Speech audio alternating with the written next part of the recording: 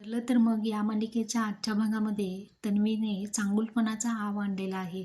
अतिशय सरळ, साधी आणि सोजळ मुलगी असल्यासारखी प्रिया साडी नेसून किचनमध्ये येते आणि सायलीला हे पाहून खूपच आश्चर्य वाटतं. सायली एकदम शांतपणे ती जे करते ते पाहत राहते.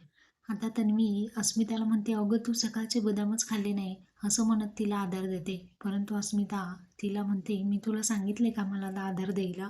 इकडे अर्जुन सुद्धा येतो आणि अर्जुन म्हणतो, "बहुतेक आज उपाशीच राहावं लागणार आहे." तेव्हा अर्जुन सुद्धा प्रियाची मजा पाहत असतो. अर्जुन, आई आणि सायली तिघेही तिथे बसून प्रियाची मजा पाहत असतात आणि प्रिया म्हणत असते, "आज ना मी सर्वांसाठी उपमास करते."